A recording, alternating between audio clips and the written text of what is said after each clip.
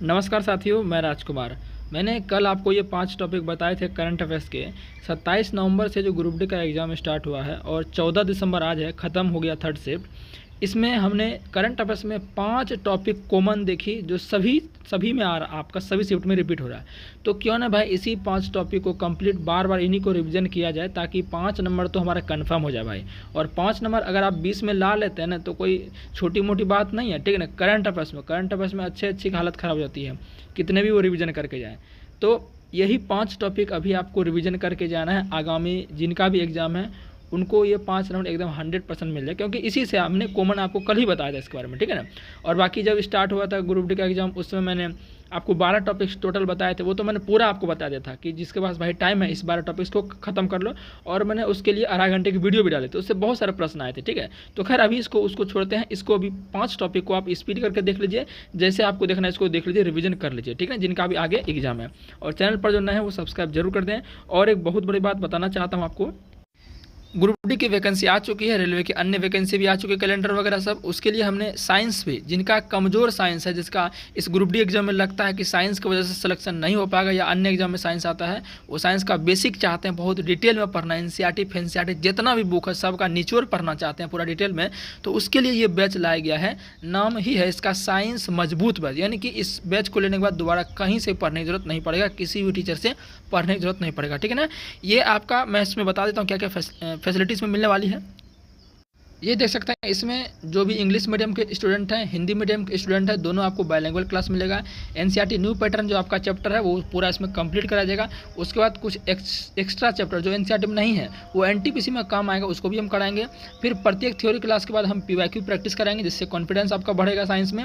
Every class in deep analysis, पूरा deep में पढ़ाया जाएगा, कहीं भी कोई डाउट नहीं। अगर डाउट होगा फिर भी तो डाउट स्पेशल क्लास लिया जाएगा, जो कि कोई टीचर आपका डाउट क्लास नहीं लेता है। आप कमेंट करो, आंसर ही नहीं मिलेगा, ठीक है ना। ये व्हाट्सअप नंबर है, ये आपको हमसे कॉन्टैक्ट कर सकते हैं, ठीक है। इस बैच में क्लासेस स्टार्ट 1 जनवरी से स्टार्ट होने वाले, इसलिए अभी से ही आप लोग इसमें एडमिशन ले सकते हैं। साइंस 25/25 100% आएगा। बहुत सारे स्टूडेंट के आए हैं जो हमने 2024 वाला सेशन चलाया था। बेटर देन कोर्स, जो भी टीचर का 800-1000 का कोर्स रहता है उससे आपको बढ़िया ही मिलेगा। उस टीचर का क्या रहता है, सिर्फ उसमें प्रिंटेबल PDF रहते हैं, कलरफुल, और ज़्यादा कुछ नहीं जाता है। उससे आपको कई गुना हम बेहतर इसमें देने का प्रयास करेंगे, ठीक है। और एवरी चैप्टर का आपको नोट्स इसमें दिया जाएगा, ठीक है ना। चलिए, तो आप समझ गए होंगे। ये एप्लीकेशन डाउनलोड करके वहाँ रेलवे कैटेगरी में जाकर आप इसको ले सकते हैं, ठीक है ना। तो चलिए स्टार्ट करते हैं अपना आज का क्लास। तो संयुक्त सैन्य अभ्यास यानी वॉर एंड एक्सरसाइज है, उसको देखते हैं ना। ये मैंने 5 टॉपिक में से पहला टॉपिक इसी को लिया है। सबसे पहले देखते हैं, फटाफट इसको स्पीड में देखना है, ठीक है ना। ऑपरेशन त्रिशूल जो है किनके बीच हुआ, ये भारतीय सशस्त्र बलों के द्वारा किया गया। कहाँ हुआ, राजस्थान के थार रेगिस्तान में। किन सेना का अभ्यास, त्रिसेना, तीनों सेना इसमें, ठीक है ना। मालाबार 2025 एक एक्सरसाइज का नाम है। क्वाड देशों के बीच, क्वाड देश में कौन कौन आते हैं, अमेरिका, जापान, ऑस्ट्रेलिया, भारत आते हैं, ये ध्यान रखिए। कहाँ पर हुआ ये, अमेरिका के गुआम तट पर हुआ। नेवी का एक्सरसाइज था मालाबार, ठीक है। मित्र शक्ति किसके बीच होता है, मित्र शक्ति आपका होता है भारत श्रीलंका के बीच। कहाँ पर हुआ, बेलागावी कर्नाटक में। थल सेना का ये एक्सरसाइज होता है। गरुड़ 2025 भारत फ्रांस के बीच हुआ, फ्रांस में ही हुआ। थल सेना के बीच अभ्यास था। विन बैक्स, विन में देखिए आपका वियतनाम आ जाएगा, और भारत वियतनाम के बीच हनोई में हुआ, वियतनाम के हनोई में थल सेना के बीच एक्सरसाइज था। जामेक्स एक्सरसाइज 2025 भारत जापान के बीच, जापान के पश्चिम में नौसेना का अभ्यास था। 5वां समुद्र शक्ति 5वें नंबर का, एडिशन भी ध्यान रखना है। 5वां जो समुद्र शक्ति हुआ वो भारत इंडोनेशिया के बीच हुआ। कहाँ पर, विशाखापट्टनम आंध्र प्रदेश में, ध्यान रखना, नौसेना में हुआ, नौसेना का है, ठीक है। पहला इंडियन यानी INROKN एक्सरसाइज पहली बार हुआ है, तो काफ़ी ज़्यादा इंपॉर्टेंट है। भारत और साउथ कोरिया का, कहाँ पर हुआ था, ये दक्षिण कोरिया में ही हुआ था, नेवी का एक्सरसाइज है। चौथा राष्ट्र हिंद, ये तो काफ़ी जी है, कहाँ हुआ, भारत ऑस्ट्रेलिया में, पर्थ ऑस्ट्रेलिया में हुआ ये, मतलब भारत ऑस्ट्रेलिया का इसमें नाम ही है, तो बहुत ज़्यादा ये ट्रिकी है याद करना। थल सेना के बीच एक्सरसाइज है। इंदिरा की बात करें अगर हम, इंदिरा अभ्यास जो है भारत रूस के बीच होता है, ठीक है ना। कहाँ पर हुआ था, ये राजस्थान के बीकानेर में हुआ था। थल सेना के बीच एक्सरसाइज था। कोंकण 2025 भारत ब्रिटेन के बीच हुआ था। यूनाइटेड किंगडम, मतलब ब्रिटेन का मतलब यूनाइटेड किंगडम यहाँ पर बोला जा रहा है। भारत के पश्चिम तट पर हुआ था, नौसेना का, ठीक है। कोंकण भारत ब्रिटेन। और एक अजय वॉरियर है, वो भी भारत ब्रिटेन के बीच होता है, कल ही परसों पूछा गया, ठीक है ना, वो भी ध्यान रखें, अजय वॉरियर। पैसिफिक रिच जो है बहुराष्ट्र, ये मतलब मल्टीपल कंट्रीज में भाग लेती है। सिंगापुर में हुआ था ये। भारत का इसमें INS निस्तार शामिल हुआ था, पूछ सकता है कौन सा शामिल हुआ, तो भारत का INS निस्तार शामिल हुआ, इंडियन नेवल शिप, ठीक है। नौसेना का ये एक्सरसाइज था। फ्रीडम एज जो है दक्षिण कोरिया, अमेरिका, जापान के बीच होता है, दक्षिण कोरिया में संपन्न हुआ, थल सेना का। सियम जो एक्सरसाइज है ये भारत थाईलैंड के बीच होता है। पटाया थाईलैंड में हुआ था, ठीक है ना। जापान की बात करें तो काफ़ी ईजी है, जापान और भारत के बीच होगा। सॉरी मैं गलती बोल गया, जापान मतलब आपका मल्टी कंट्री, मतलब बहुत सारे बहुराष्ट्रीय इसमें रहेंगे, ठीक है ना। तो इसमें थोड़ा ध्यान रखिएगा, जापान देख के पुराने मार्क, जैसे हमने अभी बोल दिया तो एग्जाम में इसको ध्यान रखिएगा ना, 2-3 बार देखिएगा तो याद हो जाएगा। जापान आपका रूस और बेलारूस के बीच हुआ है, थल और सेना के बीच, ठीक है ना, जापान एक्सरसाइज। फिर बात करें 21वां युद्ध अभ्यास। युद्ध अभ्यास जो है ये हमेशा भारत और अमेरिका के बीच ही होता है, ठीक है ना, भारत और अमेरिका के बीच होता है, और ये अलास्का में हुआ था, थल सेना के बीच, ठीक है। फिर आपका है ब्राइट स्टार। ब्राइट स्टार जो है आपका ये बहुराष्ट्रीय था, और ये जो आपका है बहुराष्ट्रीय था और मिस्र में, ठीक है, और थल सेना के बीच एक्सरसाइज था। फिर बात करें हम मैत्री आपको पता है थाईलैंड, लेकिन संस्करण 14वां, कौन संस्करण 14वां, युद्ध अभ्यास का कौन सा संस्करण 21वां। तो 14वां मैत्री अभ्यास भारत थाईलैंड के बीच उमरोई मेघालय में, ठीक है ना। सिरिनेक्स का ये भी पूछा जा चुका है 12वां, चूंकि रिपीट भी हो रहा है भाई, रिपीट भी से हम क्वेश्चन हो जा रहा है, ठीक है ना। तो ये मत सोचिए कि रिपीट नहीं, रिपीट हो रहा है। पहले क्वेश्चन सब करंट अफेयर्स का रिपीट नहीं होता था, लेकिन अब रिपीट सब भी होने लगे हैं करंट अफेयर्स के, ठीक है ना। तो ध्यान रख लीजिएगा, कोलंबो श्रीलंका में हुआ 12वां सिरिनेक्स नौसेना का एक्सरसाइज था। जामाता ये जापान का है, जो कि मैंने बहुत बार पहले 2-3 बार भी करा चुका है। जामाता का मतलब क्या होता है, सी यू अगेन, मतलब फिर मिलेंगे। तो भारत जापान के बीच चेन्नई तट पर हुआ था नौसेना, ठीक है ना। समन्वय शक्ति भारतीय सेना द्वारा असम और मणिपुर में हुआ थल सेना। थोड़ा आपको साउंड आ रहा होगा क्योंकि बगल में टेम्पल है, तो वहाँ पे इवनिंग का टाइम है, मैं इसको रिकॉर्ड कर रहा हूँ वीडियो को। सस्टेनेबल पावर 1404 एक्सरसाइज 2025, ये ईरान द्वारा इसको किया गया, ओमान की खाड़ी और उत्तरी हिंद महासागर में थल सेना। सस्टेनेबल पावर 1404 बहुत इंपॉर्टेंट है। 14वां बाल टू कुरुक्षेत्र जो है ये भारत सिंगापुर के बीच हुआ है, संपन्न जोधपुर में हुआ है, ठीक है ना।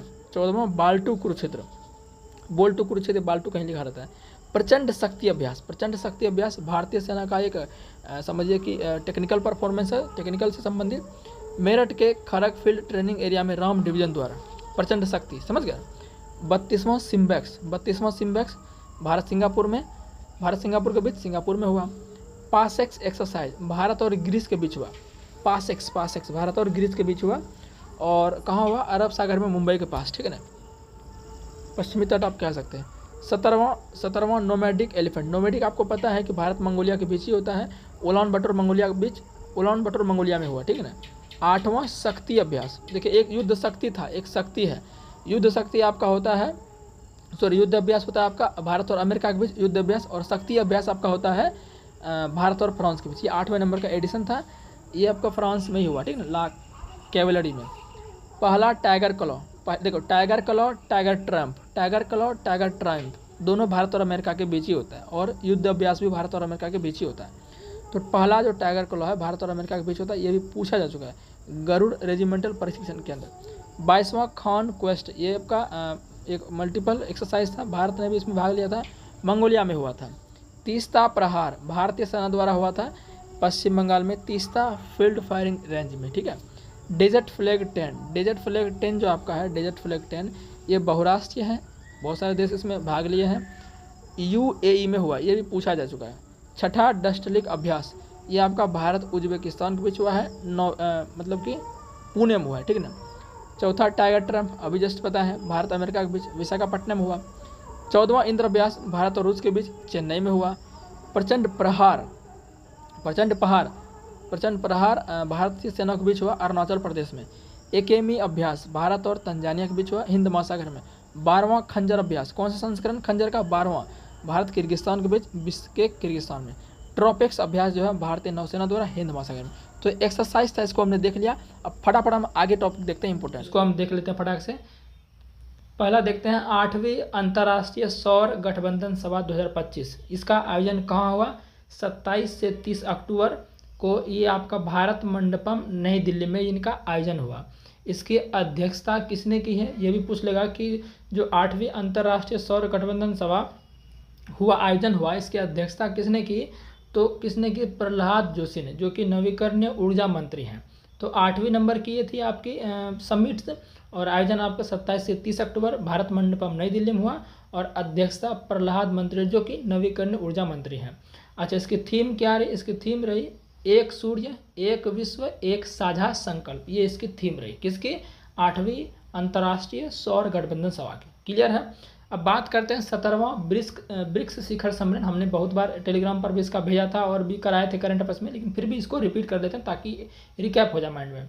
17वां ब्रिक्स शिखर सम्मेलन 2025 हुआ कहाँ है? रियो डी जेनेरियो ब्राज़ील में हुआ है 6 से 7 जुलाई में। डेट अगर नहीं याद रख सकते तो कम से कम मंथ जरूर याद रखिए, जुलाई मंथ में हुआ है। जैसे अभी देखें कि आपका जो सौर गठबंधन, अंतर्राष्ट्रीय सौर गठबंधन महासभा अक्टूबर मंथ में हुआ, उसी तरह कम से कम आप जो है मंथ याद रख लीजिए, क्योंकि मंथ भी पूछा जा रहा है, पूछ दे रहा है कि किस मंथ में ये शिखर सम्मेलन हुआ, ठीक है, तो मंथ कम से कम याद रखिए। अच्छा, इसकी अध्यक्षता किसने की है? तो भाई ब्राज़ील में हुआ, तो वहाँ के राष्ट्रपति ही इसका आयोजन करेंगे, ठीक है ना, अध्यक्षता करेंगे। और भारत की तरफ से प्रतिनिधित्व रिप्रेजेंट किसने किया? हमारे पीएम साहब ने। थीम क्या रही? अधिक समावेशी और सतत शासन के लिए वैश्विक दक्षिण सहयोग को मजबूत करना। ये हमारा ब्रिक्स का क्या रहा? थीम रहा। अब देखिए यहाँ पर जो 18वां ब्रिक्स सम्मेलन होने वाला है, जो 18th नंबर का होने वाला है, ये अपने इंडिया में होने वाला है, भारत में। और 16वां तो आपका रूस के कजान में हुआ था, 2026 में भारत में होगा, ठीक ना, ये इंपॉर्टेंट पॉइंट ध्यान रखिएगा। 35वां नाटो शिखर सम्मेलन 2025 कहाँ हुआ? नीदरलैंड के हेग में हुआ। इसकी थीम इसमें नहीं दी गई है, तो नहीं दी गई तो याद भी करने की कोई जरूरत नहीं है।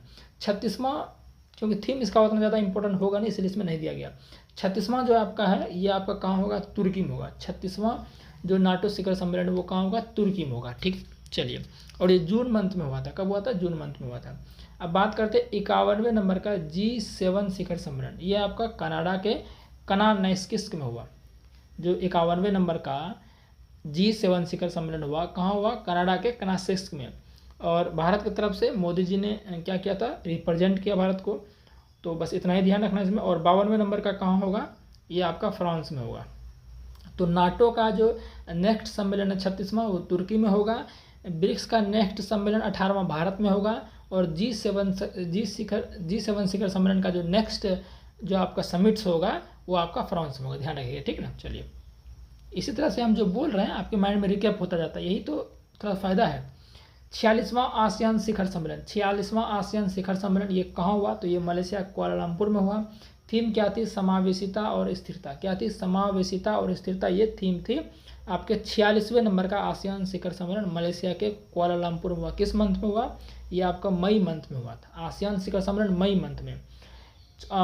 अच्छा, नेक्स्ट जो 45वां जो था, अच्छा इसमें नहीं दिया गया नेक्स्ट, ठीक है ना। जब नहीं दिया गया तो इसको ये पिछले वाला याद रखने की कोई जरूरत नहीं है। 47वां इसमें अभी हो सके घोषित नहीं हुआ होगा, ठीक है ना, कहाँ होगा?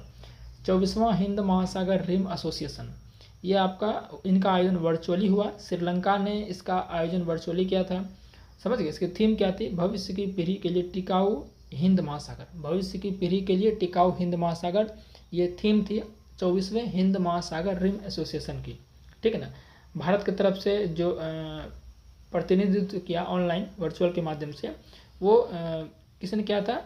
पूर्व विदेश सचिव पी कुमारन ने। किसने? पी कुमारन ने किया था, ठीक है। 78वीं विश्व स्वास्थ्य सभा जिनेवा स्विट्जरलैंड में आयोजित हुआ, मई में हुआ था। थीम क्या था? स्वास्थ्य के लिए विश्व, स्वास्थ्य के लिए विश्व, ठीक है ना। विश्व हाइड्रोजन शिखर सम्मेलन, यह आपका नीदरलैंड के रॉटरडैम में हुआ, मई में हुआ था। ये देखिए 78वीं विश्व स्वास्थ्य सभा मई में हुआ, विश्व हाइड्रोजन मई में हुआ, ठीक है। भारत का प्रतिनिधित्व किसने किया? जो नवीकरणीय ऊर्जा मंत्रालय के सचिव हैं संतोष सारंगी।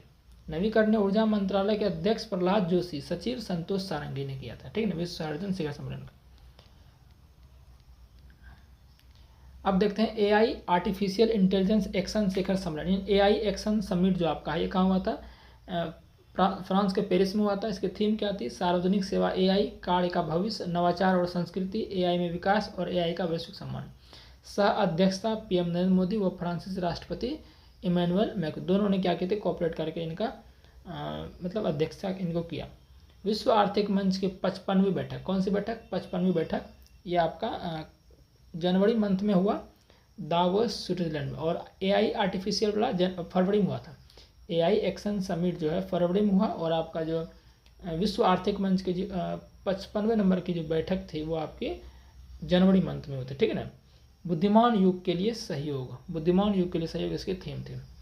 9वीं क्वाड विदेश मंत्रियों की बैठक। क्वाड में आपको पता है ना कौन कौन आता है? मैंने बताया था आपको, भारत, ऑस्ट्रेलिया, जापान, अमेरिका आता है।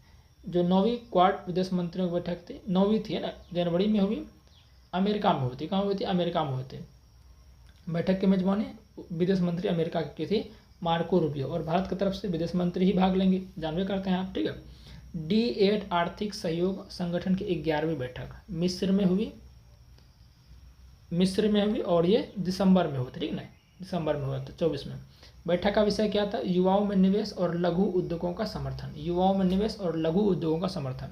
19वां G20 शिखर सम्मेलन 2024 में, ये आपका नवंबर में हुआ था रियो डी जेनेरो ब्राजील में, और थीम क्या थी? एक न्यायपूर्ण विश्व और एक सतत ग्रह का निर्माण। ठीक है ना। 20वां आपका दक्षिण अफ्रीका में, 20वां कहाँ होगा आपका? दक्षिण अफ्रीका में। ठीक है ना। भारत का प्रतिनिधित्व किसने किया है? मोदी जी ने। 20वां ध्यान रखिएगा अफ्रीका।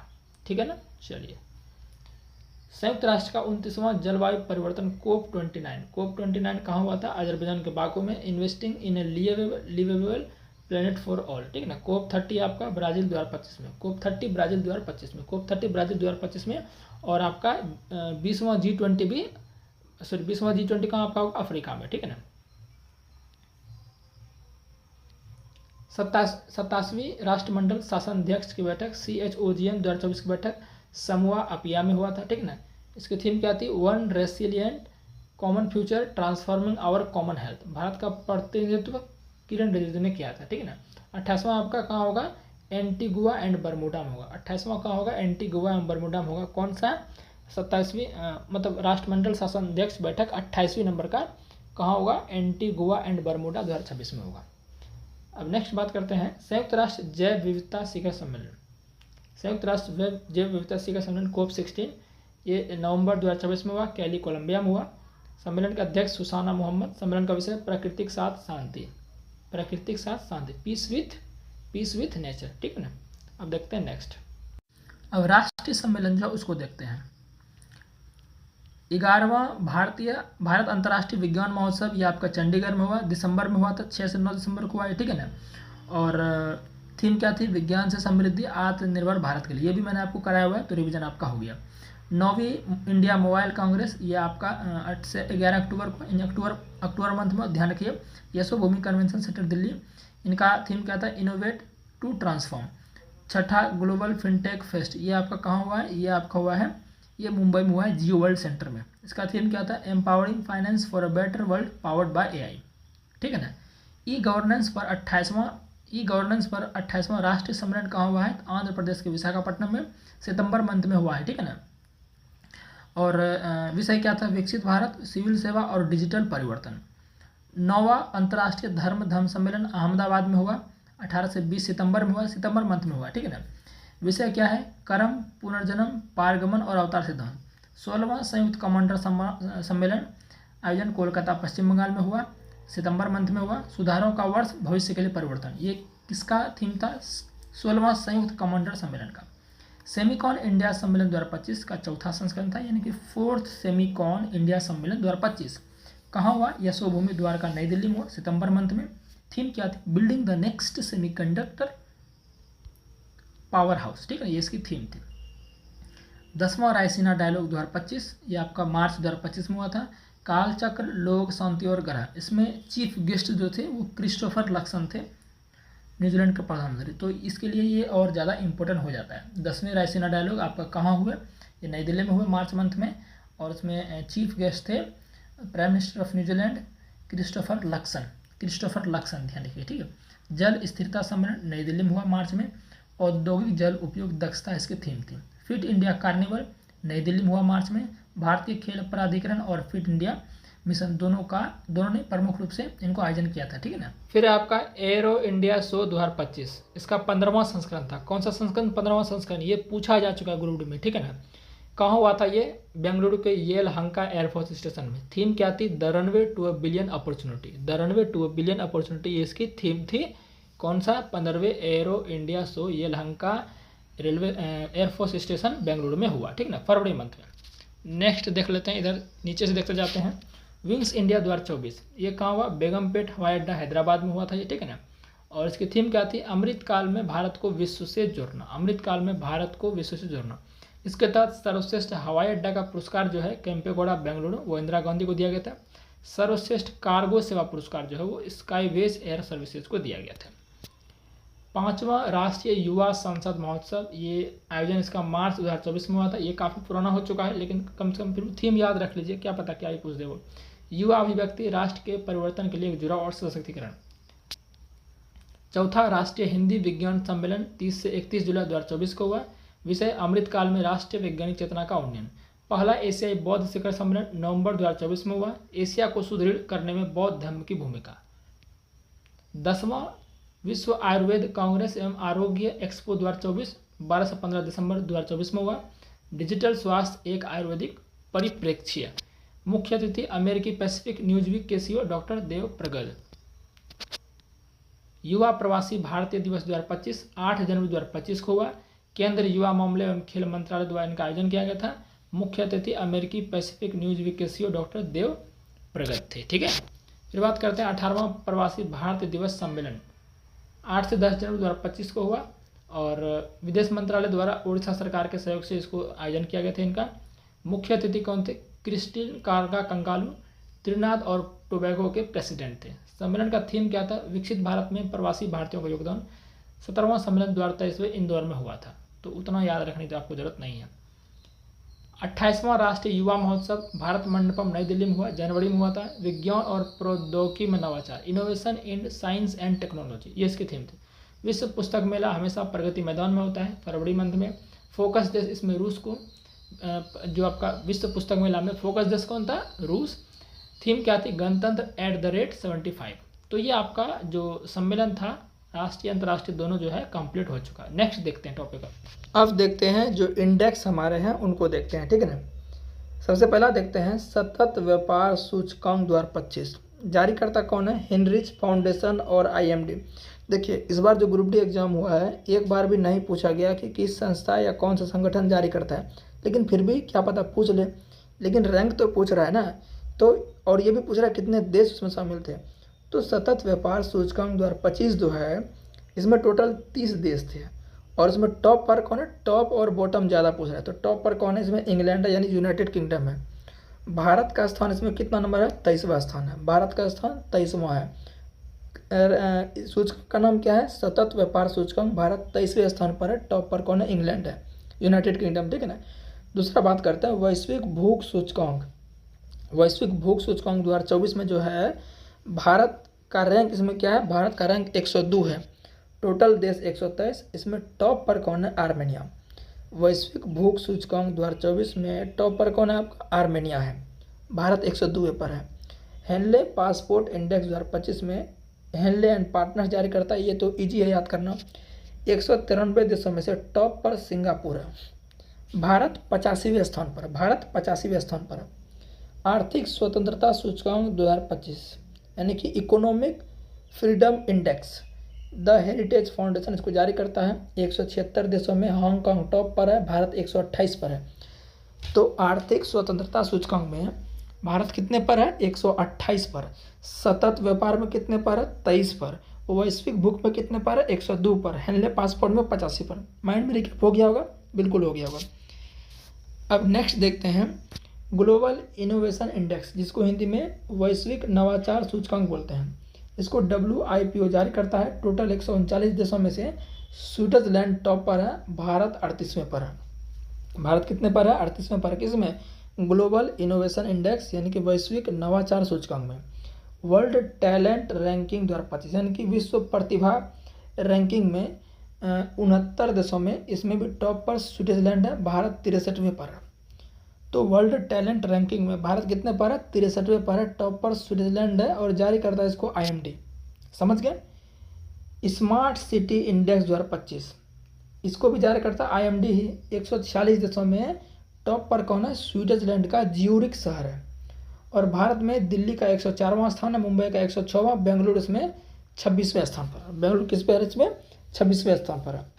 तो बेंगलुरु का थोड़ा सा ठीक ठाक रैंक है इंडिया के लिए। तो किस में? स्मार्ट सिटी इंडेक्स में बेंगलुरु 26 पर, दिल्ली 104, मुंबई 106 पर। टॉप पर स्विट्जरलैंड ही है, उसका कौन सा शहर? ज्यूरिख, ठीक है ना। Global AICT index, global AICT index जारी करता काउंटर पॉइंट रिसर्च। इसमें देश के बारे में नहीं बताया गया, ठीक है ना। सिंगापुर इसमें टॉप पर है। अच्छा मैंने गलत बोल दिया, इसमें बेंगलुरु जो आपका है बेंगलुरु आपका 26वें स्थान पर है ना, इसको थोड़ा सा करेक्ट कर लीजिएगा। स्मार्ट सिटी इंडेक्स में जो है वो उसमें जो है बेंगलुरु उसमें 26वें स्थान पर नहीं है, थोड़ा सा इसको आप जो है करेक्ट कर लीजिएगा, ठीक है ना, मतलब कि गलत मत समझिएगा। ग्लोबल एआई सिटी इंडेक्स में जो है सिंगापुर टॉप पर है, बेंगलुरु 26वें स्थान पर। मैंने माइंड में थोड़ा ये हो गया, ठीक है ना। बेंगलुरु 26वें स्थान पर किसमें ग्लोबल एआई सिटी इंडेक्स में। स्मार्ट सिटी इंडेक्स में भारत का मुंबई 106, दिल्ली 104, ठीक है। विश्व प्रतिस्पर्धात्मकता सूचकांक 2025 67 देशों में से सिंगापुर टॉप पर है, भारत 41 नंबर पर है। समझ गए, किसमें विश्व प्रतिस्पर्धा में है टॉप पर स्विट्जरलैंड, भारत 41वें पर। सतत विकास लक्ष्य सूचकांक यानी कि SDG sustainable development goal index जारी करता है संयुक्त राष्ट्र सतत विकास समाधान नेटवर्क। 167 देशों में टॉप पर फिनलैंड है। SDG जो रैंकिंग आपका है, SDG index sustainable development goal, top पर कौन है, फिनलैंड है। भारत कितने पर, भारत 99 नंबर पर। और उसमें स्कोर भी ध्यान रखिए कि भारत का स्कोर 67 है। भारत का स्कोर क्या है, 67, क्योंकि स्कोर भी पूछा जा रहा है। स्कोर इम्पोर्टेंट जो है उसका पूछा जा रहा है। जैसे SDG जो होता है, SDG बहुत ज़्यादा इंपॉर्टेंट, 17 उसमें गोल है टोटल, है ना, तो ये काफ़ी ज़्यादा इंपॉर्टेंट है SDG। तो इसका स्कोर 67 है, भारत 99 नंबर पर है, टॉप पर फिनलैंड है, टोटल 167 कंट्रीज़ में। Hurun global unicorn index Hurun research institute जारी करता है, टॉप पर अमेरिका है, भारत तीसरे स्थान पर है 64 यूनिकॉर्न कंपनी के साथ। ठीक, समझ के बात को, 64 भारत के पास कितना यूनिकॉर्न है, 64 यूनिकॉर्न के साथ भारत तीसरे पायदान पर है। वैश्विक शांति सूचकांक ग्लोबल पीस इंडेक्स में institute for economics and peace जारी करता है 163 देशों में से आइसलैंड टॉप पर है, भारत 115 नंबर पर है। ग्लोबल पीस इंडेक्स में भारत कितने नंबर पर है, 115 नंबर पर है, समझ गए। और यूनिकॉर्न में कितने नंबर पर है, तीसरे नंबर पर है, 67 के साथ, समझ गया। वैश्विक ऊर्जा संक्रमण सूचकांक 2025 विश्व आर्थिक मंच जारी करता है, 118 देशों में से स्वीडन टॉप पर है। 118 देशों में कौन टॉप पर, स्वीडन जो है वैश्विक ऊर्जा संक्रमण सूचकांक में टॉप पर है स्वीडन। भारत इसमें जो है 71वें स्थान पर है। भारत कितने स्थान पर है, भारत 71वें स्थान पर है, किसमें, वैश्विक ऊर्जा संक्रमण सूचकांक में, ठीक है। ग्लोबल जेंडर गैप सूचकांक 2025 विश्व आर्थिक मंच इसको जारी करता है, 148 देशों में से आइसलैंड टॉप पर है। 148 देशों में से आइसलैंड क्या टॉप पर है, भारत 131 स्थान पर, किसमें, ग्लोबल जेंडर गैप सूचकांक में। टॉप पर कौन है, आइसलैंड, भारत 131 पर है, भारत 131 पर किसमें है, ग्लोबल जेंडर गैप में। और वैश्विक ऊर्जा में कितना पर है, वैश्विक ऊर्जा में 71वें पर है, ठीक है। अब बात करते हैं जलवायु परिवर्तन, बात करते हैं, एक मिनट, जलवायु परिवर्तन प्रदर्शन सूचकांक। जलवायु परिवर्तन प्रदर्शन सूचकांक में जर्मन वाज इसको जारी करता है, 63 प्लस जो यूरोपियन यूनियन में कंट्री है वो सारे इसमें है।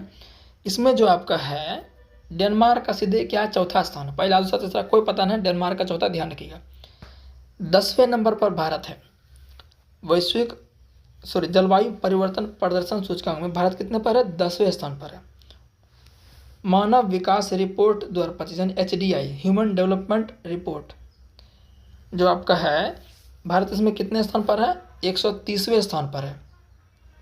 आइसलैंड इसमें टॉप पर है। तो आइसलैंड किस में टॉप पर है, आइसलैंड एक टॉप पर आपका है, ग्लोबल जेंडर गैप में आइसलैंड टॉप पर है, और आपका मानव विकास सूचकांक में भी आइसलैंड ही टॉप पर है।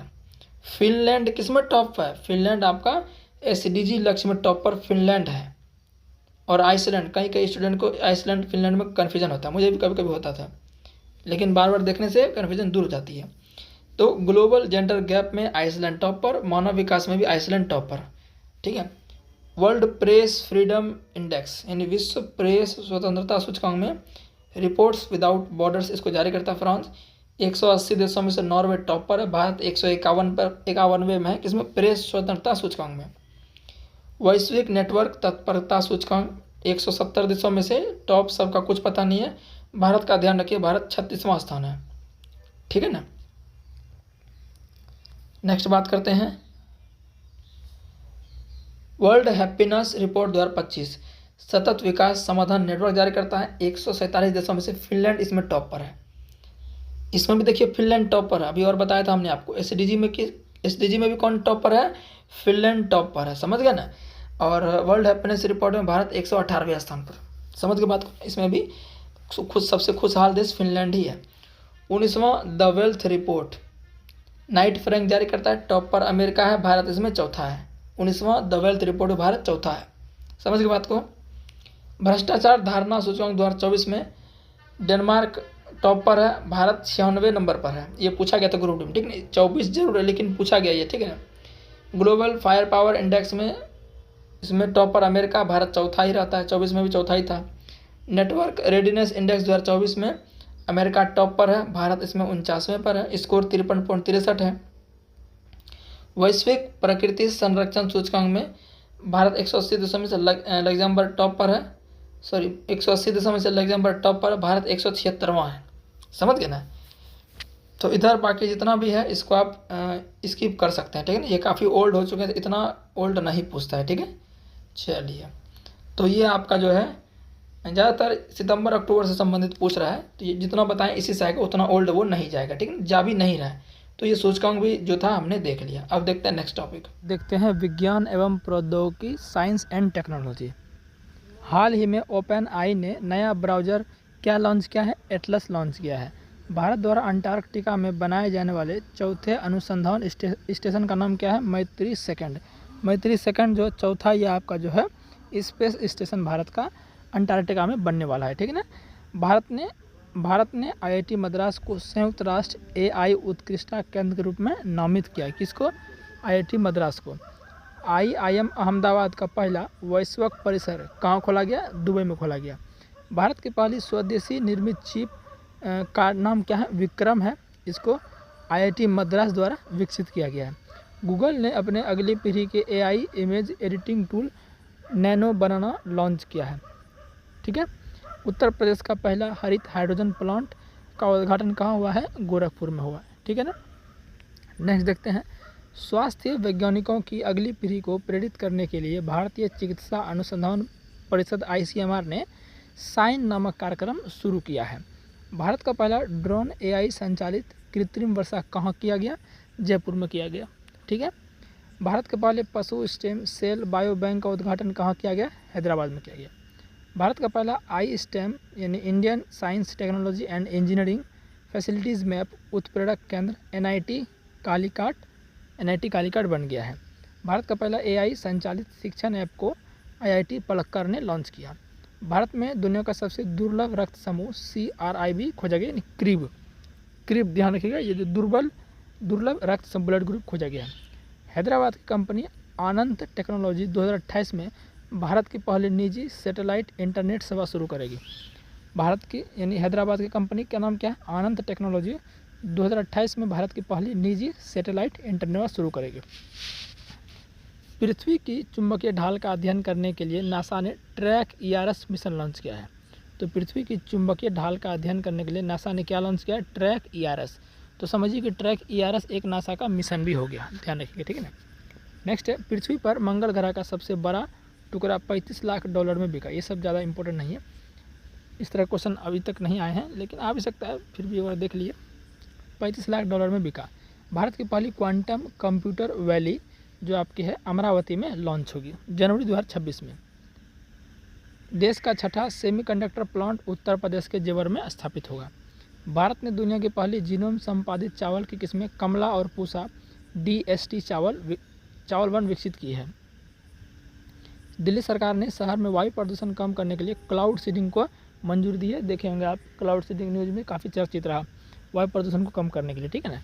भारत सरकार ने भारत का पहला AI वृहद भाषा मॉडल तैयार करने के लिए बेंगलुरु स्थित स्टार्टअप सर्वम AI का चयन किया है। किसका? सर्वम AI का। AI की प्रतिस्पर्धात्मक दौर में अपनी स्थिति को मजबूत करने के लिए मेटा ने llama 4 लॉन्च किया है। तो मेटा मतलब फेसबुक, क्या लॉन्च किया है? llama 4 लॉन्च किया है प्रतिस्पर्धात्मक दौर में। IIT मुंबई ने कीटाणुओं से लड़ने के लिए होस्ट प्रोटीन की खोज की है। वैज्ञानिकों ने डायर वुल्फ नामक एक प्राचीन भेड़िए की प्रजाति को फिर से जीवंत किया है। अब इधर देखते हैं, C. ने IT छात्रों में नवाचार और स्वदेशी अनुसंधान को बढ़ावा देने के लिए समर्थ इनक्यूबेशन कार्यक्रम शुरू किया है। किसने किया है? C. ने। गूगल ने जेमा 3 AI मॉडल लॉन्च किया है और मेटा ने एल लामा 4, ठीक है। एलन मस्क की AI कंपनी ने smart AI chatbot Grok 3 launch किया। ये सब बहुत पहले कराए भी थे, लेकिन फिर भी एक बार रिवीजन हो जाएगा। IIT मद्रास ने भारतीय रेलवे के सहयोग से भारत का पहला हाइपरलूप परीक्षण ट्रैक लॉन्च किया। किसकी सहायता से? IIT मद्रास के सहायता से। नासा ने अपना एथेना चंद्र मिशन लॉन्च किया। ये सब आपको याद होगा जो पहले से किए हुए हैं, ठीक है ना। गूगल ने भारत में सबसे बड़ा ऑफिस कैंपस अनंत बेंगलुरु में खोला। टाटा स्टील ने भारत की पहली हाइड्रोजन ट्रांसपोर्ट पाइप विकसित की है। रिलायंस इंडस्ट्रीज गुजरात के जामनगर में दुनिया का सबसे बड़ा डेटा सेंटर बनाएगी। चीन और अमेरिका के बाद भारत दुनिया का तीसरा सबसे बड़ा परिचालन मेट्रो रेल नेटवर्क वाला देश बन गया। मेट्रो में कितना स्थान? तीसरा स्थान, ठीक है। IIT बॉम्बे के अंतरिक्ष तकनीक स्टार्टअप ने अपनी पहली हरित प्रणोदन प्रणाली व्योम 2U का परीक्षण किया। किसने? IIT बॉम्बे ने। केरल सरकार ने कवचम ऐप जारी किया है जो कि आपदा जोखिम प्रणाली है, ठीक है। फिर ग्वालियर में अत्याधुनिक संपीड़ित गैस बायोसिलेंडर के साथ भारत की पहली आधुनिक आत्मनिर्भर गौशाला का अनावरण किया। गुजरात सेमीकंडक्टर नीति लागू करने वाला भारत का पहला राज्य बना। एशिया की सबसे बड़ी इमेजिंग चेरेनकेव दूरबीन का उद्घाटन लद्दाख में किया गया, ठीक है। इमेजिंग चेरेनकेव दूरबीन राष्ट्रीय सुपर कंप्यूटिंग मिशन के तहत स्वदेशी रूप से विकसित तीन परम जो कंप्यूटर हैं रुद्र सुपर कंप्यूटर पुणे, दिल्ली, कोलकाता में स्थापित किया गया। रुद्र सुपर कंप्यूटर पुणे, दिल्ली, कोलकाता 3 जगह स्थापित किया गया, ठीक है ना। गोवा में भारत का पहला प्रदूषण नियंत्रण पोत समुद्र प्रताप, क्या नाम है? समुद्र प्रताप का जलावतरण किया गया, यानी जल में उसको गिराया गया, मतलब समझिए इस तरह से, है ना। इसे गोवा शिपयार्ड लिमिटेड ने तैयार किया है। क्या नाम है? समुद्र प्रताप। नेक्स्ट है आपका टोक्यो विश्वविद्यालय ने चिली में दुनिया की सबसे ऊंची वेधशाला अटकामा वेधशाला का उद्घाटन किया। दुनिया की सबसे ऊंची वेधशाला अटकामा वेधशाला टोक्यो विश्वविद्यालय ने उद्घाटन किया। IIT कानपुर के शोधार्थियों द्वारा देश की पहली वेलोसिटी एक्सपेंशन टनल टेस्ट सुविधा का सफल परीक्षण किया गया। वेलोसिटी एक्सपेंशन टनल टेस्ट सुविधा का सक्सेसफुल ट्रायल किसने किया? IIT कानपुर ने। अगरकर रिसर्च इंस्टीट्यूट पुणे के वैज्ञानिकों ने अल्जाइमर रोग के इलाज के लिए नए गैर विषाणु अणु विकसित किए गए। किसने? अगरकर रिसर्च इंस्टीट्यूट पुणे ने, अल्जाइमर रोग के लिए, ठीक है ना। हाल ही में वियतनाम तथा कंबोडिया की यात्रा से लौटे केरल के 75 वर्षीय व्यक्ति में जीवाणु जनित रोग म्यूरिन टाइफस की पुष्टि हुई है। MOHFW ने डिजिटल वैक्सीन ट्रैकिंग के लिए यूविन पोर्टल लॉन्च किया है। सेंट्रल रेलवे ने पश्चिमी घाट के इगतपुरी झील में 10 मेगावाट क्षमता का फ्लोटिंग प्लांट लगाया। किसने? सेंट्रल रेलवे ने।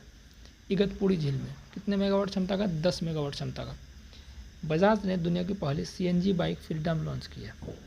बाइक का नाम क्या है? CNG फ्रीडम, मतलब CNG बाइक है फ्रीडम। IIT गुवाहाटी ने अफ्रीकी स्वाइन फीवर वायरस प्रोटीन की खोज की है। फिनलैंड स्थित कंपनी वाटसिला ने दुनिया के पहला बड़े पैमाने पर 100% हाइड्रोजन तैयार इंजन पावर प्लांट लॉन्च किया। तो ये आपका साइंस एंड टेक्नोलॉजी हो गया। अब रक्षा प्रतिरक्षा देख लेते हैं। इसको भी हम जो है साइंस एंड टेक्नोलॉजी में ही काउंट किया। रक्षा प्रतिरक्षा हो गया और आपका इस पे अंतरिक्ष वाला हो गया और आपका पर्यावरण, इस सब को हम साइंस एंड टेक्नोलॉजी में ही इसको काउंट करके आपको बता दे रहे हैं, ठीक है ना। भारतीय तटरक्षक बल ने गोवा शिपयार्ड लिमिटेड यानी GSL में अजीत और अपराजित 2 उन्नत फास्ट पेट्रोल वेसल का जलावतरण किया। कौन सा? अजीत और अपराजित, ठीक है ना। किसने किया? गोवा शिपयार्ड लिमिटेड ने। टाटा और फ्रांसीसी एरोस्पेस कंपनी सफ्रॉन पूछेगा सफ्रॉन कहाँ की मतलब कि टाटा और फ्रांसीसी एरोस्पेस कंपनी सफ्रॉन कहाँ की कंपनी है? तो फ्रांस की है। क्या किया है? LEAF इंजन के पुर्जे बनाने का नया कारखाना हैदराबाद में खोला है। तो हैदराबाद में किसने खोला है? टाटा और फ्रांसीसी एरोस्पेस कंपनी सफ्रॉन ने मिलकर लीप इंजन जेट इंजन के पुर्जे बनाने का नया कारखाना खोला है, ठीक है ना। भारतीय नौसेना का पहला बड़ा सर्वेक्षण पोत INS इच्छक इंडियन नवल शिप इच्छक को कोच्चि स्थित नौसेना बेस पर कमीशन किया। किसको? INS इच्छक को। BSF ने महिला कर्मियों वाली ड्रोन संचालन इकाई दुर्गा ड्रोन स्क्वाड्रन का अनावरण किया। किसने किया? तो BSF ने किया। ताइवान ने अपनी सुरक्षा को मजबूत करने के लिए टी डोम नामक वायु रक्षा प्रणाली को विकसित करने की घोषणा की। तो बोलेगा टी डोम जो एक एयर डिफेंस सिस्टम है, ये किसके द्वारा बनाया गया है? ये ताइवान के द्वारा, ठीक है ना। शत्रु ड्रोनों को वास्तविक समय में पता लगाकर उन्हें नष्ट करने के लिए भारतीय सेना द्वारा सक्षम रक्षा प्रणाली लॉन्च की। कौन सा? सक्षम, ठीक है। फिर 8 अक्टूबर को भारतीय वायुसेना ने अपना मतलब कितने नंबर का स्थापना दिवस मनाया? 93 नंबर का। 4 दिसंबर को नेवी डे होता है, 8 अक्टूबर को वायुसेना दिवस। फिर आपका है हाल ही में भारतीय सेना ने अरुणाचल प्रदेश में ड्रोन कवच अभ्यास किया है। तो बोलिएगा ड्रोन कवच का रिसेंटली एक्सरसाइज कहाँ संपन्न हुआ? तो अरुणाचल प्रदेश में। 17 सितंबर 2025 को भारतीय रक्षा इंजीनियर सेवा ने अपना 76वां स्थापना दिवस मनाया। नौसेना में पनडुब्बी रोध युद्धपोत अंद्रोथ क्या है? एक आपका एंटी सबमरीन है, ठीक है ना, पनडुब्बी रोधी युद्धपोत है, कोलकाता में शामिल हुआ है। भारतीय नौसेना ने गुरुग्राम में INS अरावली को शामिल किया। क्या क्या? गुरुग्राम में INS अरावली को शामिल किया है, ठीक है ना। यूक्रेन ने पहली लंबी दूरी को क्रूज मिसाइल फ्लेमिंगी का परीक्षण किया। तो बोलेगा फ्लेमिंगी जो एक क्रूज मिसाइल है, ये किसकी है? यूक्रेन की, ठीक है ना। संजीव घुराटिया भारतीय वायुसेना में रख रखाव प्रमुख नियुक्त हुए। संजीव घुराटिया, ठीक है ना। रक्षा अधिग्रहण परिषद DAC ने थल सेना, नौसेना और वायुसेना को मजबूत करने के लिए कितने करोड़ प्रस्ताव को मंजूर दी है? 67,000 करोड़। किसने दी है? रक्षा अधिग्रहण परिषद DAC ने तीनों सेना को मजबूत करने के लिए उसमें कितना खर्च करेगा? 67,000 करोड़। बहुत ज़्यादा। देखिए ऐसे ही सब क्वेश्चन आ जाते हैं ना, पता नहीं चलता आपको यार कैसा क्वेश्चन आ गया। तो इस तरह से क्वेश्चन आते हैं। प्रोजेक्ट 17A के तहत INS उदयगिरी और INS हिमगिरी विशाखापट्टनम में शामिल किया गया। कौन से प्रोजेक्ट के तहत? प्रोजेक्ट 17A के तहत INS हिमगिरी और INS उदयगिरी को विशाखापट्टनम में शामिल किया गया।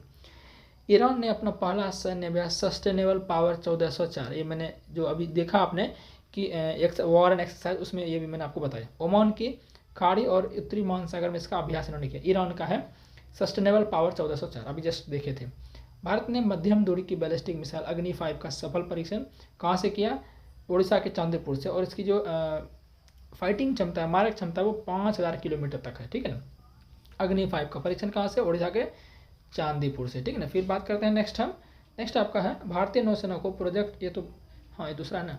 भारतीय नौसेना को प्रोजेक्ट 17A के तहत नीलगिरी श्रेणी का तीसरा जहाज प्राप्त हुआ, जिसका निर्माण garden reach ship builders Kolkata ने किया है। रूस ने मध्यम दूरी की परमाणु शक्ति संधि से अलग होने की घोषणा की है। रूस ने मध्यम दूरी की परमाणु शक्ति संधि से क्या की है? वो अलग होने का उन्होंने चर्चा की है। तो ये भी पूछ सकता है रिसेंटली रूस ने किस से अलग होने की घोषणा की है? तो परमाणु शक्ति संधि से। DRDO ने ओडिशा स्थित APJ अब्दुल कलाम द्वीप से 2 प्रलय मिसाइलों का सफलतापूर्वक परीक्षण किया। तो पूछ सकता है कि DRDO ने ओडिशा के स्थित अब्दुल कलाम द्वीप से कितने मिसाइलों का सफलतापूर्वक परीक्षण किया है? तो ये किया आपका 2, ठीक है ना। गोवा शिपयार्ड लिमिटेड GSL ने भारतीय तटरक्षक बल, इंडियन जो कोस्ट गार्ड फोर्स है, के लिए स्वदेशी प्रदूषण नियंत्रित समुद्र प्रचेत, तो समुद्र प्रचेत किसने इसको जल में उतारा है? जलावतरण का मतलब जल में उतारना उसको ना, या लॉन्च करना आप कह सकते हैं। गोवा शिपयार्ड लिमिटेड ने किसके लिए? भारतीय तटरक्षक बल के लिए, है ना।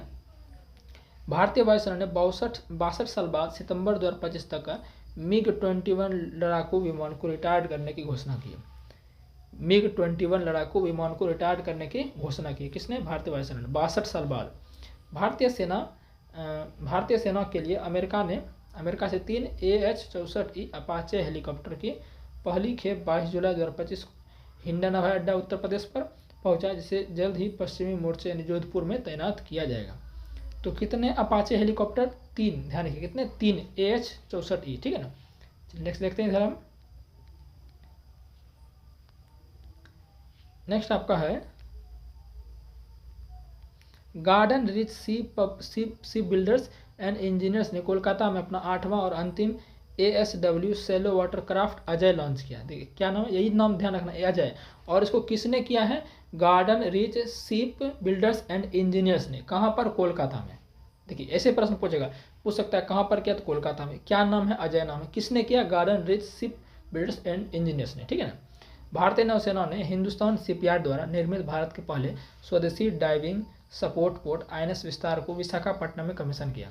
तो हिंदुस्तान शिपयार्ड द्वारा निर्मित भारत के पहले स्वदेशी डाइविंग सपोर्ट, अभी देखे थे क्या? अभी जस्ट देखे थे अंद्रोथ, वो क्या था? पनडुब्बी युद्धपोत था, है ना, था ना। अभी ये क्या? एंटी सबमरीन था वो। ये आपका क्या है? डाइविंग सपोर्ट, क्या नाम है? INS विस्तार को विशाखापट्टनम में किया गया, है ना। किसने? हिंदुस्तान शिपयार्ड ने। आस्था पूनिया भारतीय नौसेना में पहली महिला फाइटर पायलट बनी। आस्था पूनिया। अमेरिका ने पहलगाम आतंकी हमले के दोषी द रेजिस्टेंस फ्रंट को एक विदेशी आतंकवादी संगठन घोषित किया है? किसने? अमेरिका ने।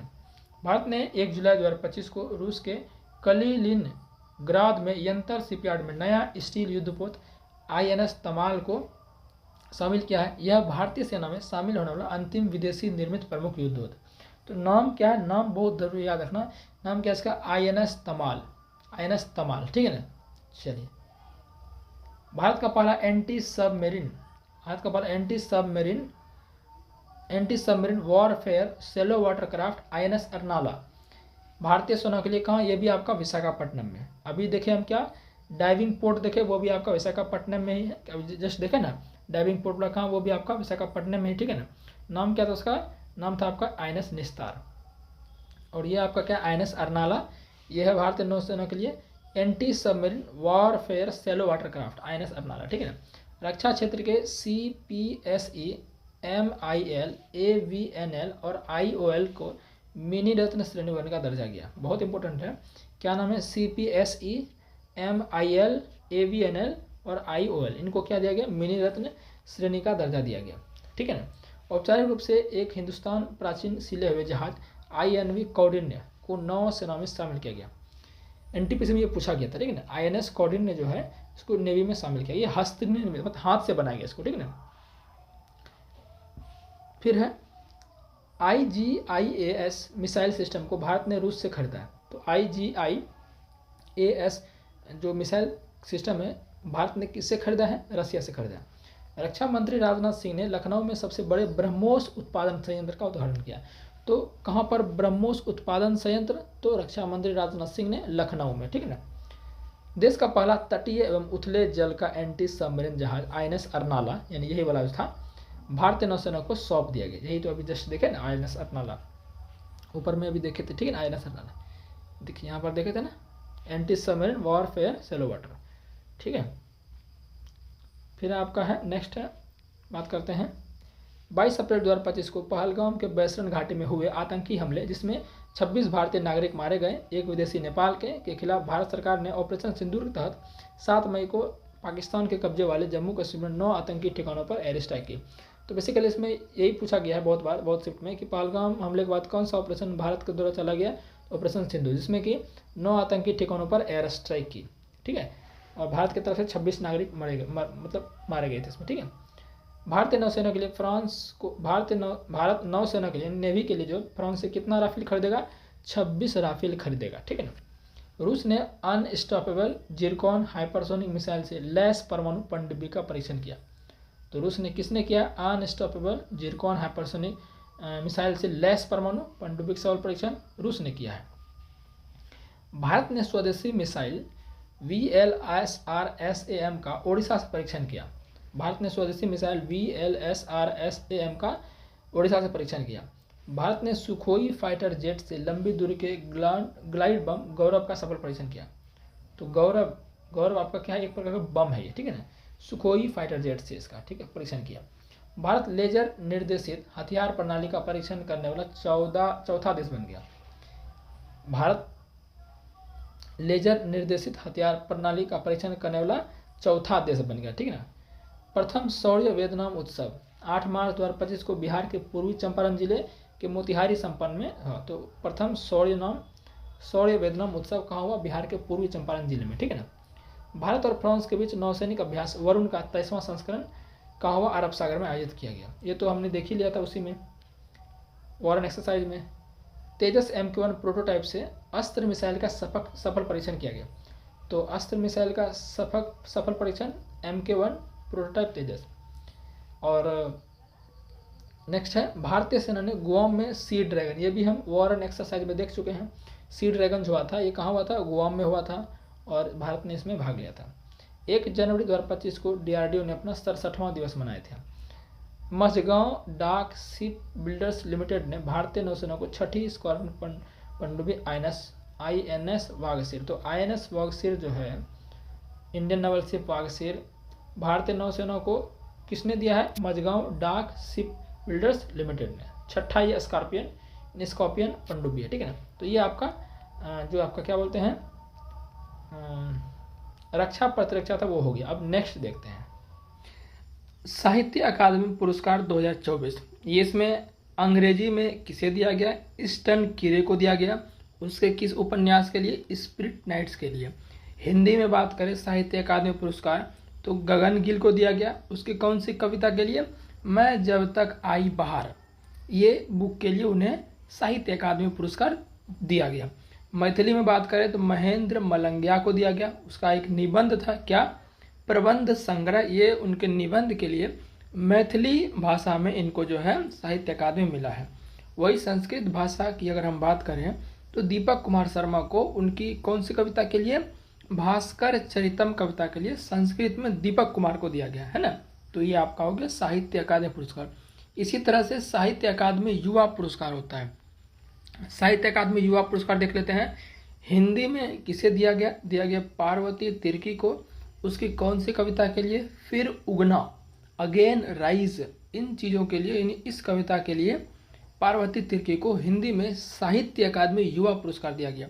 वही अंग्रेजी की बात करें तो अद्वैत कोट्टारी, उनके किस उपन्यास के लिए दिया गया? Siddharth who became the Buddha. ये उपन्यास था अद्वैत कोट्टारी का। इसी के लिए इनको जो है साहित्य अकादमी युवा पुरस्कार 2025 दिया गया। अद्वैत कोट्टारी, ध्यान रखिएगा। नेहा झामनी, इनको मैथिली भाषा में दिया गया है। काव्य संग्रह इसका क्या था? बनारस आहम। मैथिली भाषा की ये है तो इस तरह से ही लैंग्वेज रहेगा, बनारस आहम, ठीक है। नेहा झामनी को। डॉक्टर धीरज कुमार पांडे को संस्कृत भाषा के लिए दिया गया है। इसका कौन सी मतलब है? परिभाषिक शब्द स्वारस्यम, परिभाषिक शब्द स्वारस्यम इनको दिया गया है संस्कृत भाषा के लिए, ठीक है। चलिए अब उसी तरह देखते हैं साहित्य अकादमी बाल साहित्य पुरस्कार 2025। देखिए सभी अवार्ड इंपॉर्टेंट है, यानी कि कोई भी अवार्ड है तो पूछ ले रहा है। साहित्य अकादमी बाल साहित्य पुरस्कार में हिंदी में अगर बात करें तो सुशील शुक्ल को दिया गया। उनकी एक लघु कथा थी 1/12, 1/12 एक इनकी एक लघु कथा थी, छोटी स्टोरी थी, उसके लिए इनको हिंदी में दिया गया साहित्य अकादमी बाल साहित्य पुरस्कार। अंग्रेजी में बात करें तो नितिन कुशलप्पा को south Indian myths and fables retold, ये इनकी बुक है, कुछ भी समझ लीजिए आप। इनको अंग्रेजी में दिया गया नीतीश कुशलप्पा को। मैथिली में मुन्नी कामत को कहानी संग्रह चुक्का, चुक्का कहानी संग्रह में मुन्नी कामत को साहित्य अकादमी बाल साहित्य पुरस्कार दिया गया, ठीक है। उर्दू में बात करें तो gudgeon for Iqbal, gudgeon for Iqbal इनकी एक लेख संग्रह है कौमी सितारे, इनको इनके लिए जो है इनको उर्दू भाषा में साहित्य अकादमी बाल साहित्य पुरस्कार दिया गया है। वही अगर हम बात करें 69वां फिल्म फेयर पुरस्कार 2024, अब ये मत सोचना कि 2024 का 24, ये सब 2025 में दिए जाते हैं ना, इसीलिए। सर्वश्रेष्ठ फिल्म की बात करें 69th फिल्म फेयर में तो आपके कौन थे? 12वीं फेल।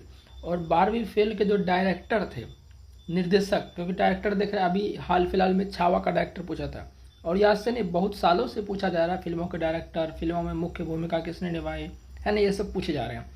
तो 12वीं फेल के जो आपके मुख्य मतलब कि डायरेक्टर थे, डायरेक्टर कौन थे? विधु विनोद चोपड़ा, ठीक है ना। तो इन्हीं को जो है विधु विनोद चोपड़ा को बेस्ट डायरेक्टर का भी अवार्ड मिला है 69वां फिल्म फेयर पुरस्कार में। अच्छा, सर्वश्रेष्ठ एक्टर की बात करें तो आपको रणबीर कपूर को दिया गया। इनकी एक फिल्म आई थी 2025 में एनिमल, उसके लिए इनको जो है दिया गया, ठीक है। फिर सर्वश्रेष्ठ एक्ट्रेस, इनकी सर्वश्रेष्ठ एक्ट्रेस के लिए किसको दिया गया? आलिया भट्ट को। उनकी कौन सी मूवी के लिए? रॉकी और रानी की प्रेम। तो ध्यान रखिएगा सर्वश्रेष्ठ फिल्म 12वीं फेल, सर्वश्रेष्ठ निर्देशक विधु विनोद चोपड़ा 12वीं फेल मूवी के डायरेक्टर है। सर्वश्रेष्ठ एक्टर जो है आपके रणबीर कपूर एनिमल के लिए, सर्वश्रेष्ठ अभिनेत्री आलिया भट्ट रॉकी और रानी की प्रेम के लिए, सही है। आगे बात करते हैं 25वां आईफा अवार्ड्स 2025। इसमें जो सर्वश्रेष्ठ फीचर फिल्म दिया गया वो दिया गया लापता लेडीज को। अच्छा, सर्वश्रेष्ठ फिल्म या सर्वश्रेष्ठ फीचर फिल्म बोले तो एक ही चीज़ होता है, घबराना नहीं, ठीक है ना, क्योंकि फीचर फिल्म का मतलब है कम से कम 1 घंटे से ज़्यादा होना चाहिए या 40 मिनट से ज़्यादा होना चाहिए। तो आईफा अवार्ड्स में सर्वश्रेष्ठ मूवी का जो अवार्ड मिला है वो लापता लेडीज, इसके डायरेक्टर कौन है? किरण राव इनके डायरेक्टर हैं। और सर्वश्रेष्ठ अभिनेता, देखिए उसमें जो था 69वां फिल्म फेयर में सर्वश्रेष्ठ अभिनेता में किसको दिया गया था? वो दिया गया था आपका, किसको आपका दिया गया था? जो आपके क्या बोलते हैं, रणबीर कपूर को दिया गया था। किसको दिया गया था? रणबीर कपूर को। लेकिन आईफा अवार्ड में जो सर्वश्रेष्ठ अभिनेता का अवार्ड है वो दिया किसको, कार्तिक आर्यन को दिया गया। भूल भुलैया 3 के लिए आपने गाना भी सुना होगा, सुना है कि नहीं, बिल्कुल सुना होगा, हमने तो बहुत बार सुना है, ठीक है। सर्वश्रेष्ठ अभिनेत्री की बात करें तो नितांशी गोयल, और फिल्म फेयर में सर्वश्रेष्ठ अभिनेत्री आलिया भट्ट, रॉकी और रानी के प्रेम कहानी के लिए। और नितांशी गोयल किस फिल्म की हीरोइन है, वो लापता लेडीज़ की है, यानी कि लापता लेडीज़ को सर्वश्रेष्ठ फिल्म भी दिया गया। और सर्वश्रेष्ठ डायरेक्टर की बात करें आईफा अवार्ड्स में तो वो किरण राव को ही दिया गया, जो कि लापता लेडीज़ को डायरेक्ट किए हैं। समझ के बात को, नितांशी गोयल को सर्वश्रेष्ठ अभिनेत्री लापता लेडीज़ के लिए, कार्तिक आर्यन को आईफा अवार्ड के लिए बेस्ट एक्टर जो कि भूल भुलैया 3 के हैं, और सर्वश्रेष्ठ फिल्म आपका लापता लेडीज। क्लियर है यहाँ पर। चलिए देखिए, मैं 2-3 बार आपको रिपीट करके करवा दूंगा तो अच्छे से माइंड में फिट हो जाता है। ये तरीका है चीज़ों को याद करने का, समझ गया ना बात को। 67वां ग्रैमी पुरस्कार 2025 ये संगीत के क्षेत्र में दिया जाता है। एल्बम ऑफ द ईयर किसे दिया गया है, बियॉन्स को काउबॉय कार्टर के लिए। एल्बम्स ऑफ द ईयर किसे दिया गया है, बियॉन्स को काउबॉय कार्टर के लिए। वही रिकॉर्ड ऑफ द ईयर की बात करें तो केंड्रिक लैमर को दिया गया not like us. Record of the year Kendrick Lamar को दिया गया नॉट लाइक अस, ठीक है। Song of the year, song of the year किसे दिया गया, केंड्रिक लैमर को ही दिया गया नॉट लाइक अस। मतलब record of the year, song of the year दोनों ही केंड्रिक लैमर को ही दिया गया, और album of the year Beyonce को दिया गया, ठीक है। भारतीय अमेरिकी संगीतकार और उद्यमी चंद्रिका टंडन ने अपने एल्बम त्रिवेणी, देखिए इसके एल्बम का नाम क्या है, त्रिवेणी के लिए सर्वश्रेष्ठ न्यू एज एल्बम श्रेणी में ग्रैमी पुरस्कार जीता। तो भारतीय हैं तो कहीं ना कहीं और ज़्यादा इम्पोर्टेंट हो जाता है। चंद्रिका टंडन संगीतकार और एंटरप्रेन्योर हैं, इनकी जो एल्बम थी त्रिवेणी, इसके लिए जो है कि सर्वश्रेष्ठ न्यू एज एल्बम श्रेणी में ग्रैमी अवार्ड जीता, ध्यान रखिएगा, ठीक है।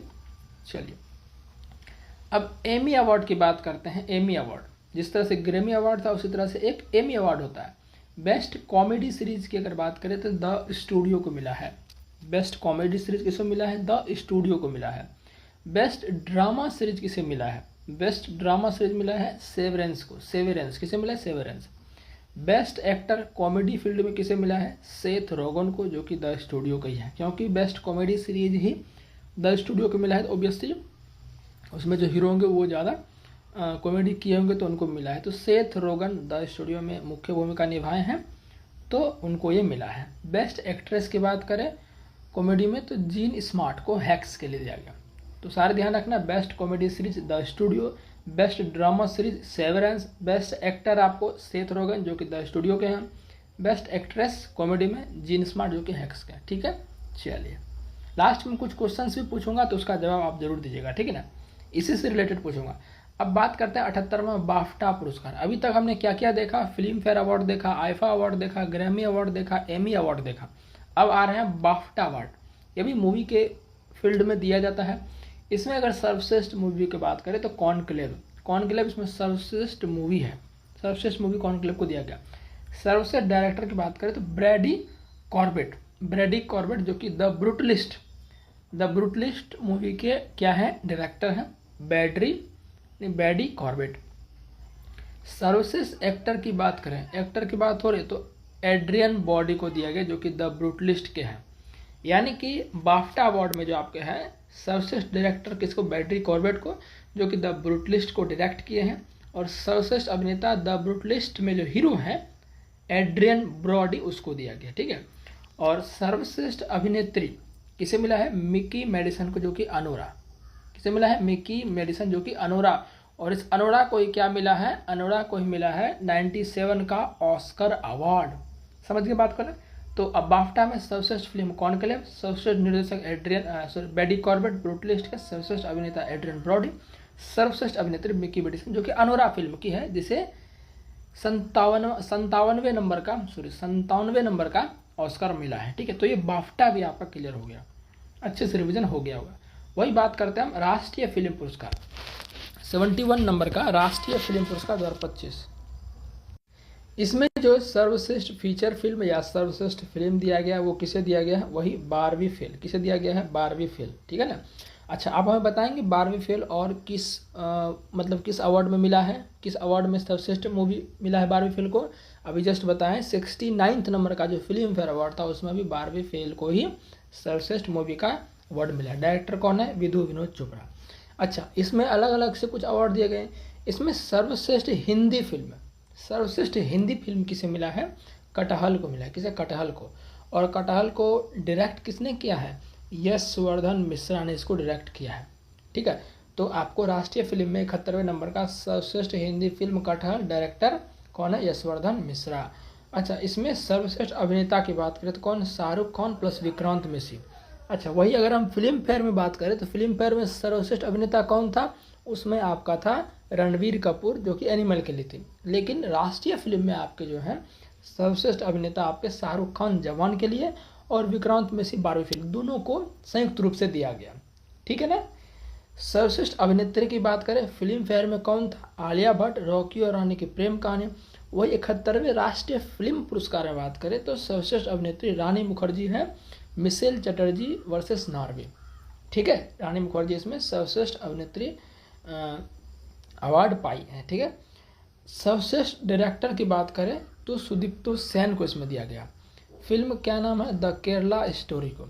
अच्छा, वही फिल्म फेयर अवार्ड में सर्वश्रेष्ठ डायरेक्टर किसको दिया गया था? जिसको निर्देशक बोलते हैं तो विधु विनोद चोपड़ा, जो कि 12वीं फेल फिल्म को डायरेक्ट किए हैं। लेकिन राष्ट्रीय पुरस्कार जो है 71वां, इसमें सर्वश्रेष्ठ डायरेक्टर का अवार्ड सुदीप्तो सेन को, जो कि द केरला स्टोरी को डायरेक्ट किया। तो ध्यान रखिए सुदीप्तो सेन, या डायरेक्ट ये भी पूछ सकता है कि द केरला स्टोरी किसने डायरेक्ट किया है? सुदीप्तो सेन ने। तो इतना आपको क्लियर हो गया होगा। ठीक है ना। आगे देखें, आगे देखते हैं। अब 78वां जो कांस फिल्म पुरस्कार है 2025 वाला, इसको देखते हैं।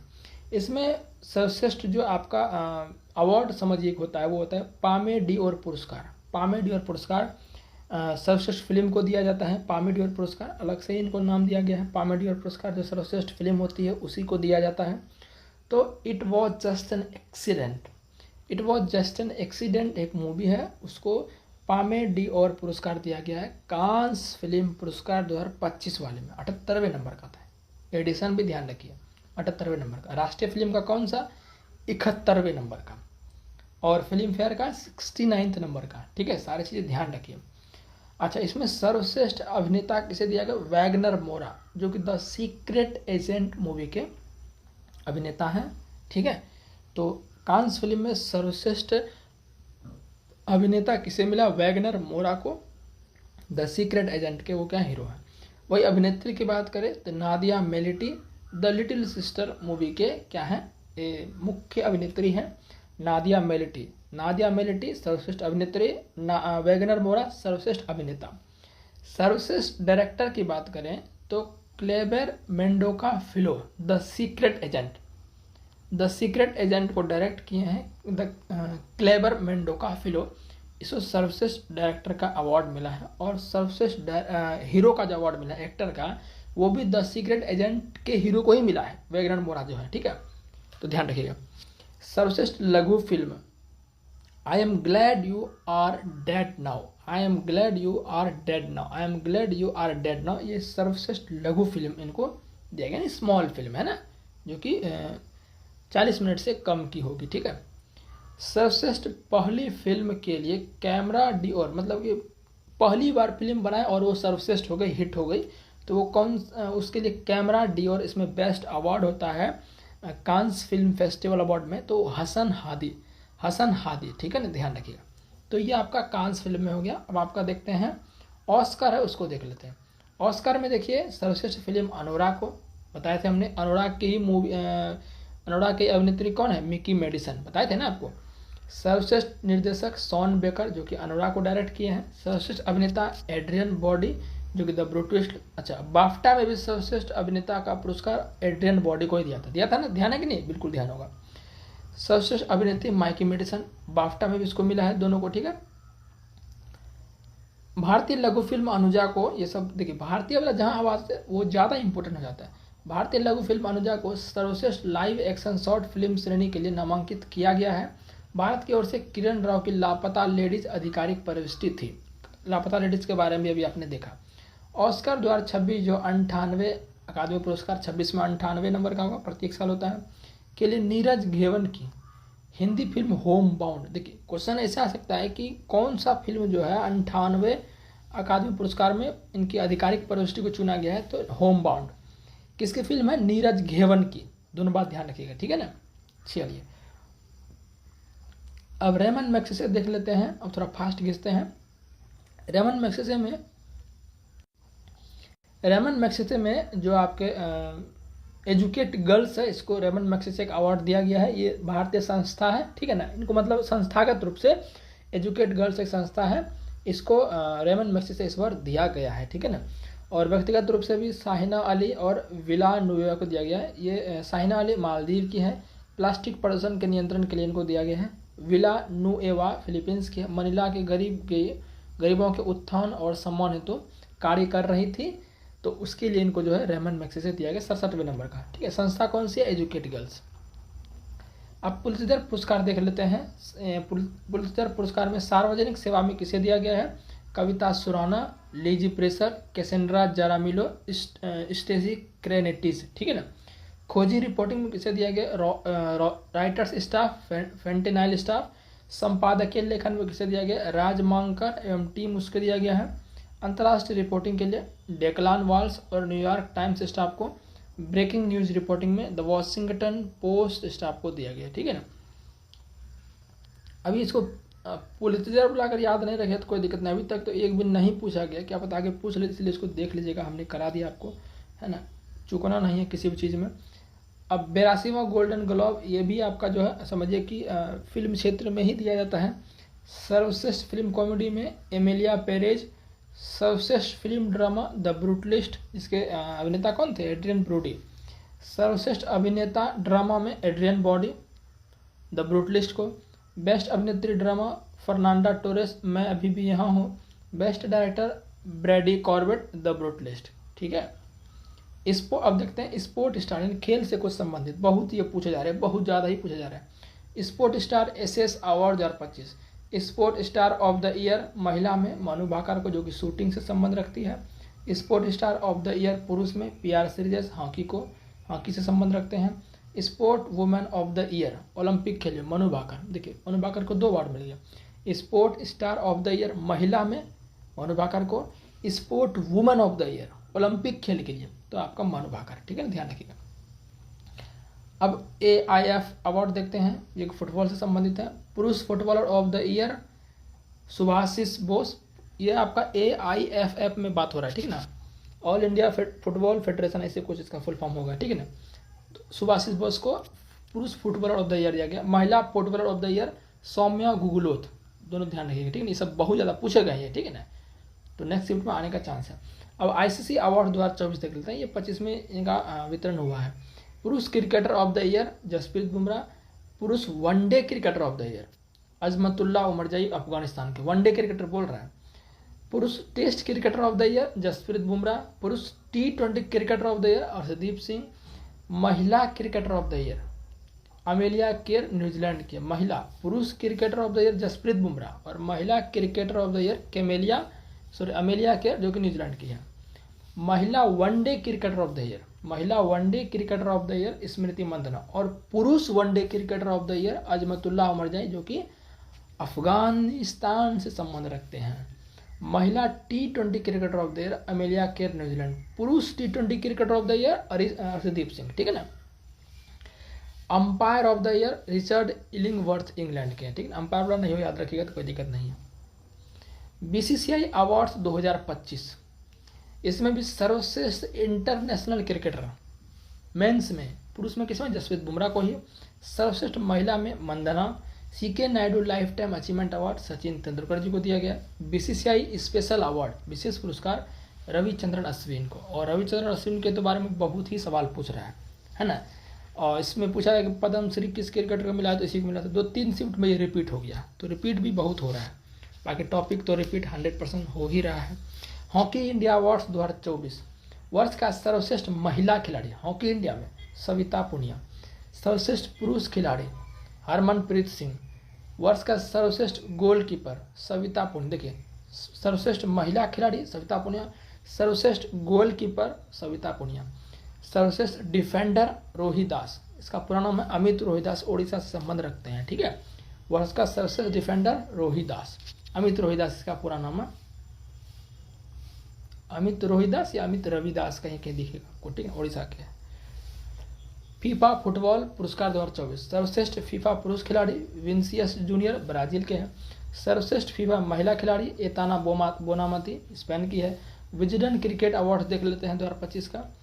Leading cricketer of the year पुरुष में ये कौन है आपके, Jasprit Bumrah. Leading cricketer of the year महिला स्मृति मंदाना। अच्छा यहाँ देखिए, ये तो भाई भर भर के पूछ रहा है। 25वां लॉरियस वर्ल्ड स्पोर्ट पुरस्कार 2025,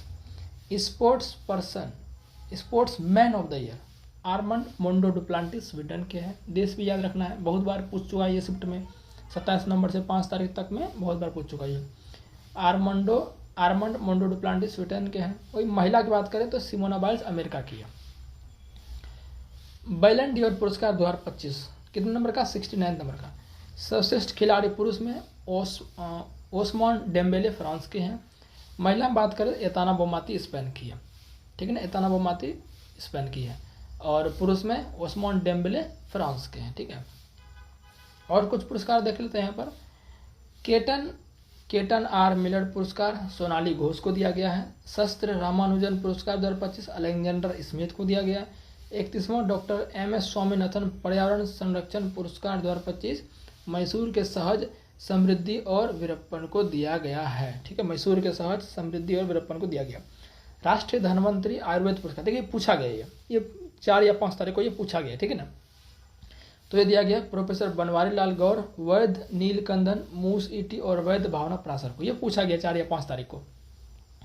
business line change maker award 2025 DRDO को दिया गया है, ठीक है। राष्ट्रीय लता मंगेशकर पुरस्कार 2024 ये आपका शंकर एहसान लॉय गायक को दिया गया है।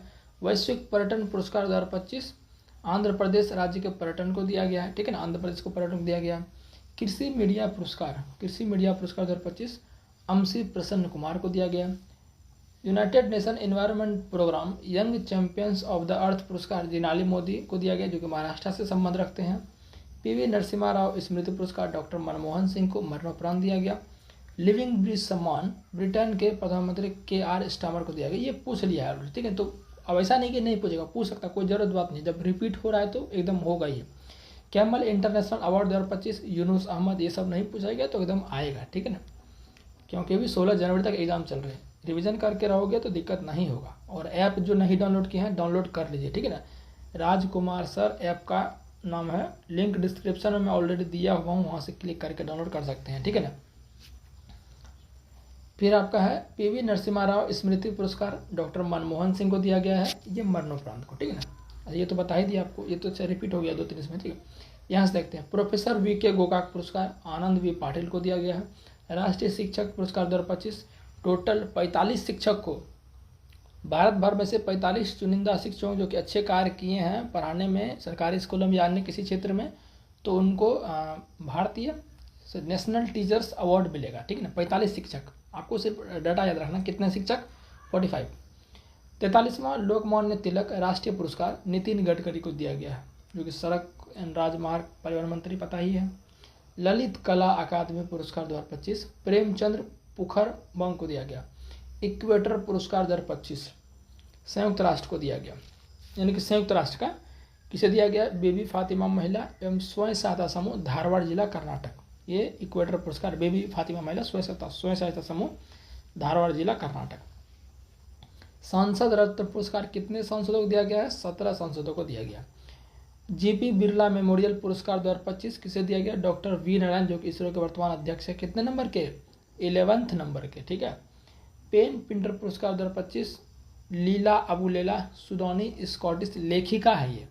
पेन पिंटर पुरस्कार 2025 लीला अबुलेला, ठीक है ना, सुडानी क्या है, सुडानी स्कॉटिश लेखिका है ये। पेन ट्रांसलेटर पुरस्कार गीतांजलि श्री को दिया गया वंस एलिफेंट लिव्ड हियर के लिए, once elephant lived here. PEN translator पुरस्कार गीतांजलि श्री को, और पेन प्रिंटर बहुत इंपॉर्टेंट, दोनों ध्यान रखना, ठीक है ना। पेन प्रिंटर लीला अबुलेला, पेन ट्रांसलेटर गीतांजलि श्री, ठीक है। अब यहाँ देख लेते हैं बेस्ट मैजिक क्रिएटर अवार्ड किसे मिला है? भारत के लिए सर्वप्रथम सोहनी शाह को, इन्होंने इतिहास रच दिया, ठीक है ना। सोहनी शाह को मिला है प्रथम बार। WSIS चैंपियंस अवार्ड 2023 मेरी पंचायत है आपको, ये देखिए 2023 वाला है तो इसको उतना जरूरत नहीं याद रखना, ठीक है ना। कलिंग रत्न पुरस्कार 2024 केंद्रीय शिक्षा मंत्री धर्मेंद्र प्रधान को। हेम बहादुर मल्ल पुरस्कार 2080, ठीक है 2080 है तो बात समझिए 2080 में पुरस्कार का नाम ही ऐसा रख दिया। कल्याण श्रेष्ठ नेपाल को दिया गया। संयुक्त राष्ट्र जनसंख्या पुरस्कार 2025 वर्षा देशपांडे महाराष्ट्र। चिंता रविंद्रन पुरस्कार 2025 शरण कुमार लिम्बाले महाराष्ट्र। की टू द सिटी सम्मान, ये आपको अर्जेंटीना का ये है, ये आपने मोदी जी को दिया गया है। ऑर्डर ऑफ द स्टार सम्मान घाना में, ये भी मोदी जी को दिया गया है। मातृभूमि साहित्य पुरस्कार 2024 सारा जोसेफ को दिया गया।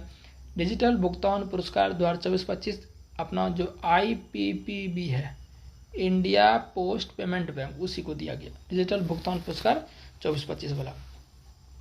श्रीमंत शंकर देव पुरस्कार 2023 सोनाली मानसिंह नृत्यांगना, इसको दिया गया है। साइप्रस का सर्वोच्च नागरिक सम्मान प्रधानमंत्री मोदी को। साइप्रस का हो गया, ब्राजील का हो गया, अर्जेंटीना को गया, घाना को गया, तीनों को दिया गया मोदी जी को। विश्व खाद्य पुरस्कार 2025 मारियांगला हंगारिया को दिया गया, ब्राजील की है, ठीक है, ये बहुत इंपॉर्टेंट, ध्यान रखिएगा। विश्व खाद्य पुरस्कार मारियांगेला हंगारिया ब्राजील की है। फिर है दानिश सिद्दीकी जर्नलिज्म अवार्ड 2025 सर्वप्रिय सांगवान को दिया गया। यूनेस्को प्रेस स्वतंत्रता पुरस्कार 2025 अखबार ला प्रेंस को दिया गया, जो कि निकारागुआ का, देखिए ये ध्यान रखिएगा, ठीक है ना। विश्व कानून कांग्रेस सम्मान पहले भारतीय एडवोकेट हैं भुवन रिफू को दिया गया, ठीक है ना। भुवन रिफू ये पहले इंडियन एडवोकेट हैं। फ्रांसीसी सम्मान 2025 पायल कपाड़िया को दिया गया है। लता दीनानाथ मंगेशकर पुरस्कार 2025 कुमार मंगलम बिरला को दिया गया। गुरुदेव कालीचरण ब्रह्मा पुरस्कार डॉक्टर अच्युत सामंत को दिया गया। वर्चुत दलित साहित्य पुरस्कार 2025 P शिवकामी को दिया गया है। स्कॉच अवार्ड पुलिस एवं सुरक्षा कैटेगरी में किसे दिया गया? उत्तर प्रदेश पुलिस को। राष्ट्रीय समुद्री वरुण पुरस्कार 2025 राजेश उड़नी को दिया गया है। मानवतावादी पुरस्कार 2024 यानी कि ह्यूमैनिटी अवार्ड 2024 मोहन जी को दिया गया है। राष्ट्रीय युवा पुरस्कार 2025 आर्कस शरफ को दिया गया है। फ्रेड डारिंगटन सैंड मास्टर पुरस्कार सुदर्शन पटनायक को। उगादी पुरस्कार 2025 मायना स्वामी को। श्रीलंका के सर्वोच्च नागरिक पुरस्कार मित्राभूषण PM मोदी को। कौन कौन होंगे? अर्जेंटीना हो गए, घाना हो गए, मिस्र हो गए और आपके मिस्र बोल रहा हूँ, अर्जेंटीना हो गया, घाना हो गया, साइप्रस हो गया और श्रीलंका। चारों पुरस्कार अभी रिसेंटली PM मोदी जी को दिए गए। महाराष्ट्र भूषण पुरस्कार 2024 मूर्तिकार राम सुतार को। रामनंद गोयंका पत्रकारिता पुरस्कार 2025 मृदुलिका झा को। डेनमार्क के नाइट क्रॉस सम्मान विजय शंकर को। गोल्ड मरकरी पुरस्कार दलाई लामा को। अज्ञेय समृद्धि सम्मान 2025 उदय प्रकाश को। डिजिटल परिवर्तन पुरस्कार 2025 भारतीय रिजर्व बैंक को। रामसर पुरस्कार आर्द्र भूमि के विवेकपूर्ण उपयोग के लिए जयश्री वेंकटेशन को। AM Turing award 2024 Andrew Barto एवं रिचर्ड सटन को। टाइम पत्रिका द्वारा वुमन ऑफ द ईयर पूर्णिमा बर्मन को, असम की है। ब्रिटेन से मानद नाइटहुड की उपाधि सुनील मित्तल को दिया गया, ठीक है। और कुछ देख लेते हैं, इधर है प्रित्जर पुरस्कार 2025 लियू जियाकुन को कल ही पूछा गया है, चीनी वास्तुकार है। SKOCH award 2024 Nagaland forest management को दिया गया है। महाराजा हरि सिंह पुरस्कार उपराज्यपाल मनोज सिंह जो कि JNK के थे। कीर्ति चक्र 2025 मेजर मंजीत और नायक दिलवार खान को दिया गया है। अमेरिकी Presidential Medal of Freedom Lionel Messi footballer को दिया गया है। पद्म पानी लाइफ टाइम अचीवमेंट पुरस्कार 2025 ये भी पूछा जा चुका है, ठीक है ना। साई परांजपे को दिया गया ये। गंगाधर राष्ट्रीय कविता पुरस्कार 2023 ये प्रतिभा सतपथी को दिया गया। सत्यजीत रे लाइफ टाइम अचीवमेंट अवार्ड ये अर्पणा से को दिया गया, अर्पणा सेन को। 32वें एजू थाचन अवार्ड 2024 NS माधवन को दिया गया है। राष्ट्रीय तानसेन सम्मान 2023 पंडित स्वप्न चौधरी को दिया गया है। 34वां GD बिरला पुरस्कार सूबी जैकब जॉर्ज को दिया गया है। Champions of the earth award 2024 Madhav Gadgil को। अंतर्राष्ट्रीय बाल शांति पुरस्कार 2024 नीला इब्राहिम को। टर्नर पुरस्कार 2024 जसलीन कौर को। Time person of the year 2024 अमेरिकी राष्ट्रपति डोनाल्ड ट्रंप को। राज्य ऊर्जा संरक्षण गोल्ड पुरस्कार 2024 राष्ट्रीय इस्पात निगम लिमिटेड को, जमशेद जी टाटा पुरस्कार किरण मजुमदार को, जेसी डैनियल पुरस्कार 2023 साजी एन करुण को, एरुटर guardians global nursing award Maria Victoria Juan को। विश्व शांति पुरस्कार अमेरिका में मोदी जी को दिया गया है। Miss charm India 2024 Shivangi Desai को, रोहिणी नैयर पुरस्कार 2024 अनिल प्रधान को। फिजी का सर्वोच्च नागरिक पुरस्कार किसे दिया गया है? श्री मधुसन साई 2025, रविशंकर को 2024 में दिया गया था, अपने राष्ट्रपति को 24 में दिया गया था, मोदी को 23 में। तो 25 वाला ध्यान रख लीजिए, फिजी का मधुसूदन साई को 2025 में दिया गया, ठीक है ना। फिजी का सखारोव पुरस्कार 2024 मारिया कोरोना मचाडो एवं एडमंडो गोजलन उड़तिया को दिया गया। राष्ट्रीय किशोर कुमार पुरस्कार 2023 राजकुमारी हिरानी को दिया गया। 25वां लाल बहादुर शास्त्री राष्ट्रीय पुरस्कार 2024 राजश्री बिरला को। शस्त्र रामानुजन पुरस्कार 2024 अलेक्जेंडर डन को। महात्मा गांधी नेतृत्व पुरस्कार 2024 ब्रिटेन में दारा सिंह खुराना को। बस थोड़ा सा ये इसको देख लेते हैं, बस खत्म हो जाएगा। यूथ आइकॉन अवार्ड्स किसे दिया गया है? नीरज चोपड़ा व आयुष्मान खुराना को। राष्ट्रीय e governance gold award Varanasi की लैब मित्र को दिया गया है। राष्ट्रीय e governance gold award Varanasi की लैब मित्र को। Olympic order award 2025 Thomas Bach Germany को। Olympic order award 2024 Abhinav Bindra को, ठीक है ना। राजभाषा कीर्ति पुरस्कार बी श्रीनिवास को। एकलव्य पुरस्कार 2024 प्रत्याशा रे जो कि तैराक है, कहाँ से? उड़ीसा से। पहला विज्ञान रत्न पुरस्कार 2024 पहला है तो गोविंद राजन पद्मनाभन को, ठीक है ना।